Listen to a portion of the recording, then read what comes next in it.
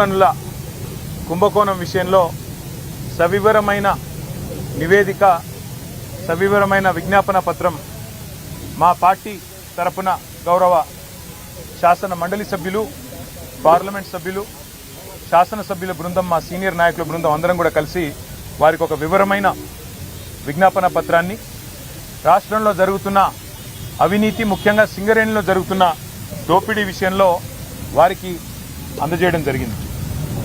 సింగరేణిలో అవినీతి జరుగుతున్నదని ఆధారాలతో సహా మా శాసనసభ పక్ష ఉపనాయకులు, మాజీ మంత్రి పెద్దలు హరీష్ రావు గారు పత్రికా సమావేశం పెట్టి ఆధారాలతో సహా బయటపెట్టినప్పటి నుంచి కాంగ్రెస్ పార్టీలో వణుకు మొదలైంది.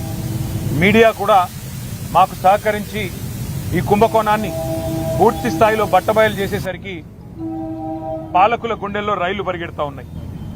కేవలం మాట్లాడడమే కాదు, ఆధారాలతో సహా మరి ఈరోజు పూర్తి స్థాయిలో ఈ కుంభకోణాన్ని బట్టబయలు చేసినాం.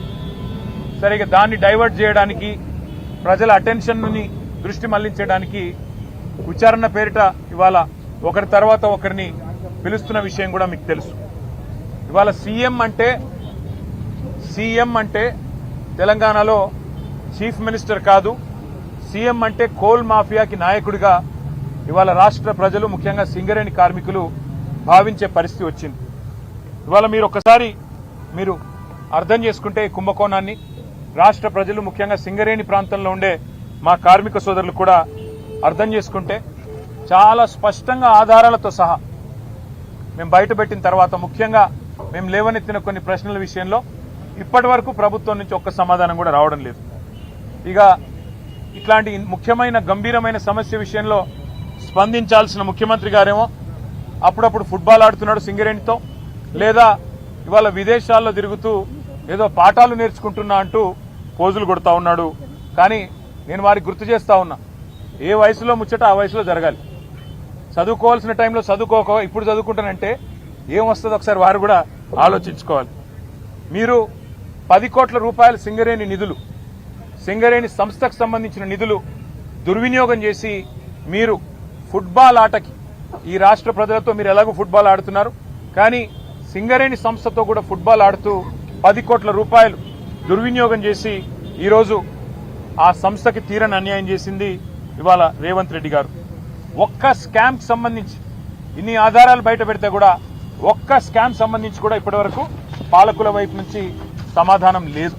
మేము అడిగాం, స్పష్టంగా చెప్పాం, మళ్ళీ అడుగుతా ఉన్నాం. ఓబీ టెండర్ల విషయంలో, ఓవర్ బర్డెన్ టెండర్ల విషయంలో గతంలో ఎన్నడూ లేని సైట్ విజిట్ సర్టిఫికేషన్, అంటే మీరు సైట్ మీదకి రావాలి, అక్కడికి వచ్చినట్టు సర్టిఫికేట్ తీసుకోవాలి అనే నిబంధన పారదర్శకతకు పాతర వేసి ఎందుకు పెట్టినారు, గతంలో ఎన్నడూ లేని విధంగా ఇది ఎందుకు పెట్టారంటే ఇంతవరకు సమాధానం లేదు. భారతదేశంలో ఎక్కడా ఏ కోల్ గనిలో లేని, ఏ బొగ్గు గనిలో లేని నిబంధన ఇక్కడనే ఎందుకు పెట్టినారు అంటే ఇంతవరకు సమాధానం రాదు. అట్లాగే నిజంగానే 2018 నుంచి 2024 వరకు ఈ నిబంధన గనక కేంద్ర ప్రభుత్వం ఒకవేళ సిఫారసు చేసి ఉంటే ఆ రోజున్న బీఆర్ఎస్ ప్రభుత్వం అమలు చేయలేదు. అన్ని టెండర్లను కూడా ట్రాన్స్పరెంట్ గా అన్నాడు, మేము పిలిచినాం. అందుకే ఆ రోజు అన్ని మైనస్ టెండర్లు వచ్చినాయి.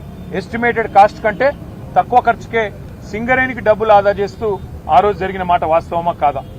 మరి ఆ రోజు ఆ టెండర్లలో లేని షరతు మీ ప్రభుత్వం వచ్చిన తర్వాత ఈ సైట్ విజిట్ సర్టిఫికేషన్ అనే విధానం ఎందుకు పెట్టారు, ఎవరికి లాభం చేయడానికి పెట్టారు అంటే ఇంతవరకు ప్రభుత్వంలోని బాధ్యులు ఏ ఒక్కరు కూడా సమాధానం చెప్పట్లేదు. 2025-26లో నిజానికి జనవరిలో ఒక టెండర్ చేశారు ఈ నిబంధన లేకుండా. జనవరిలో టెండర్ చేస్తారు, మళ్ళీ ఆ టెండర్ వెంటనే రద్దు చేశారు. టెండర్లో ఈ నిబంధన లేకుండా ఆ రోజు మీరు టెండర్ పిలిస్తే -7%, అంటే ఎస్టిమేట్ చేసిన దానికంటే 100 రూపాయలకు ఎస్టిమేట్ చేస్తే 93 రూపాయలకే పనిచేస్తామని కాంట్రాక్ట్ సంస్థలు ముందుకొచ్చినాయి. కానీ దాన్ని మీరు రద్దు చేశారు, ఈ నిబంధన పెట్టారు. దానివల్ల ఏమైంది, తిరిగి మళ్ళీ టెండర్ అదే ప్లేస్లో పిలిస్తే +12, అంటే 100 రూపాయలకు అయ్యే పని 112 రూపాయలకు కావాలని చెప్పి మరి సంస్థలు వచ్చిన మాట వాస్తవమా కాదా మరి మీరు చెప్పాలని చెప్పి ప్రభుత్వాన్ని మేము డిమాండ్ చేస్తా ఉన్నాం. అట్లాగే మే 25 నుంచి మీరు ఎప్పుడైతే నిబంధన పెట్టారో ఈ రోజు వరకు గత 9 నెలల్లో ఎన్ని సంస్థలు ఇప్పటివరకు ఎంతమంది కాంట్రాక్టర్లు సైట్ సందర్శించారు, మీకు ఎన్ని ఈమెయిల్స్ వచ్చినాయి, ఎన్ని లేఖలు వచ్చాయి, ఎన్ని సర్టిఫికెట్లు సింగరేణి సంస్థ జారీ చేసింది, మీరు ఒక వైట్ పేపర్, ఒక శ్వేతపత్రం ప్రచురించండి అని మేము డిమాండ్ చేస్తే ఇంతవరకు సమాధానం లేదు. కొంతమందికే సెలెక్టివ్ గా ఎందుకు ఇచ్చారు మీరు? కొంతమందికే సెలెక్టివ్ గా మీరు ఎందుకు మరి కొంతమంది కాంట్రాక్ట్ సంస్థలను ఎందుకు మీరు ఎత్తుకుంటున్నారు? మిగతా వాళ్ళని ఎందుకు పక్కన పెడుతున్నారు? ఇందులో రింగ్ మాస్టర్ సృజన్ రెడ్డి అనే వ్యక్తి ముఖ్యమంత్రి బావమరిది అవునా కాదా అని మేము అడిగితే ఇంతవరకు సమాధానం రాదు. ఇంతవరకు ఆయన విషయంలో స్పష్టత రాదు. అట్లాగే మేము అడిగాం, శ్వేతపత్రం ప్రచురించండి. ఒక నైనీ టెండర్లే కాదు, నైనీ బొగ్గుగని టెండర్లే కాదు, మరి నైనీలో కూడా గతంలో 2021లో 2022లో 2 సార్లు మా ప్రభుత్వం ఉన్నప్పుడు కూడా టెండర్లు పిలిచాం. కానీ ఆ రోజు ఈ సైట్ విజిట్ సర్టిఫికెట్ అనే నిబంధన లేదు.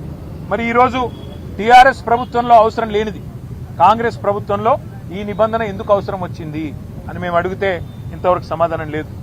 అట్లాగే సోలార్ పవర్ స్కామ్ గురించి కూడా మేము బయట పెట్టాం. భారతదేశంలో ఎక్కడైనా మెగావాట్కు 2.5 నుంచి 3 కోట్లలో ఇవాళ సోలార్లో నిర్మాణం జరుగుతూ ఉన్నది. కానీ తెలంగాణలో మాత్రం సింగరేణి పిలిచిన సోలార్ టెండర్లలో మాత్రం 7 కోట్లట.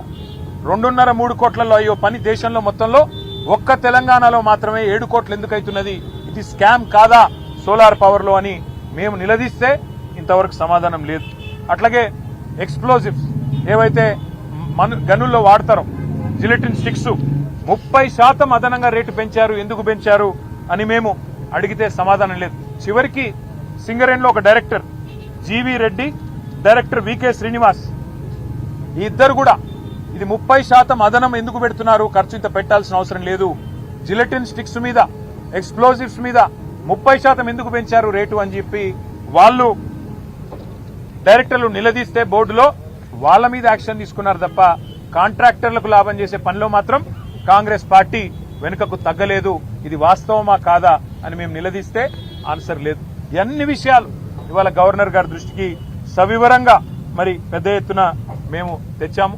బెదిరించి రింగు చేసి కాంట్రాక్టర్లను ఒక రింగు చేసి ఇవాళ ప్రజాధనాన్ని, ఇది ప్రజాధనం ఎందుకు అంటే సింగరేణి కాలరీస్ అనే సంస్థ 51% ఓనర్షిప్ తెలంగాణ ప్రభుత్వానిది, 49% ఓనర్షిప్ కేంద్ర ప్రభుత్వానిది. మరి ప్రభుత్వాలదన్నప్పుడు ప్రజలదే ఈ సొమ్ము మొత్తం, సింగరేణి కార్మికులదే ఈ సొమ్ము మొత్తం. అందుకే సింగరేణి కోల్ బెల్ట్ లో ఉండే మా కార్మిక సోదరులు ఆలోచన చేయాలా, వేల కోట్ల రూపాయలు ఏ రకంగా ఇవాళ ఈ ప్రభుత్వం కొల్లగొడుతున్నదో దీని మీద మరి మేము ఎన్నిసార్లు అడిగినా ఇప్పటికీ కూడా సమాధానం రావడం లేదు. వాస్తవం ఏంటి అంటే అన్నదమ్ములు దోచుకునే సరిపోవట్లేదంట రేవంత్ రెడ్డి గారికి. హిల్ట్ కుంభకోణం పేరు మీద హైదరాబాద్ లోని పారిశ్రామిక వాడల్లో భూములను కొల్లగొట్టడానికి 5 లక్షల కోట్ల విలువ చేసే 9,200 కోట్లు, 9,200 ఎకరాల భూమిని కొల్లగొట్టేదానికి ప్రయత్నం చేస్తే మా పార్టీ బయటికి తీసుకొచ్చింది. అన్నదమ్ముల దోపిడిని అడ్డుకున్నది. కానీ రేవంత్ రెడ్డి గారు అన్నదమ్ముల దోపిడి సరిపోవట్లేదంట. ఇప్పుడు బావమరిది గారి కళ్ళల్లో ఆనందం కోసం సింగరేణిని ఆయనకు గుత్తకు రాసిచ్చిండు. తెలంగాణ కొంగు బంగారంగా భావించే సింగరేణిని కాంగ్రెస్ ముఖ్యమంత్రి రేవంత్ రెడ్డి పట్టపగలే కబిలిస్తా ఉన్నాడు.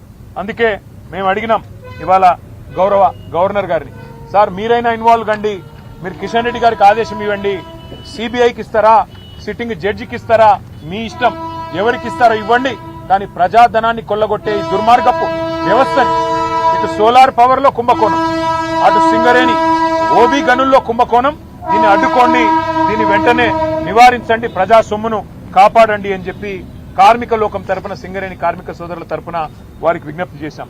అన్నిటికీ మించి మీరు ఒకటి గమనిస్తే ఇవాళ ఒకరిద్దరు కాదు, మొత్తం క్యాబినెటే వాటాలు పంచుకునే క్రమంలో ఒకరితో పోటీ పడుతూ ఒకరు స్కాములు చేస్తున్నట్టుగా కనబడుతున్న విషయాన్ని కూడా గవర్నర్ గారికి వివరంగా చెప్పాం.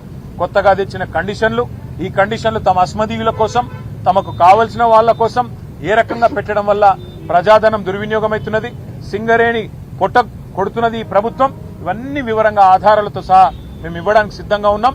మీరు దయచేసి సిబిఐ ఎంక్వైరీ చేయిస్తారా, సిట్టింగ్ జడ్జి ఎంక్వైరీ చేయిస్తారా, కేంద్ర ప్రభుత్వానికి మీరు వెంటనే నివేదిస్తారా, లేదా రాష్ట్ర ప్రభుత్వాన్ని మందలిస్తారా, మీ నిర్ణయం సార్. కానీ తప్పకుండా మీరు ఈ విషయంలో జోక్యం చేసుకోండి. తప్పకుండా రాష్ట్ర ప్రజల సంపద అయిన సింగరేణిని కాంగ్రెస్ కొల్లగొట్టకుండా కాపాడండి అని చెప్పి చాలా వివరంగా అన్ని స్కామ్ల విషయంలో గవర్నర్ గారికి రిప్రజెంటేషన్ ఇచ్చాము. నేను పూర్తిగా అధ్యయనం చేస్తాను, తప్పకుండా న్యాయం చేసే ప్రయత్నం చేస్తాను అని గవర్నర్ గారు మాకు హామీ ఇచ్చారు.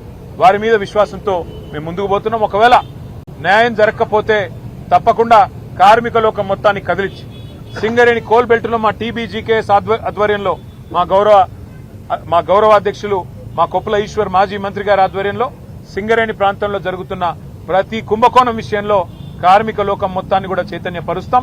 తప్పకుండా ఈ అంశాన్ని వదిలిపెట్టమని చెప్పి మీ అందరికీ కూడా తెలియజేస్తూ పత్రికా మిత్రులు కూడా సహకరిస్తున్నందుకు, ఈ కుంభకోణాలను బయటికి తీసుకొస్తున్నందుకు పత్రికలకు కూడా టీవీలకు కూడా ధన్యవాదాలు తెలియజేస్తా ఉన్నాం. జై హింద్.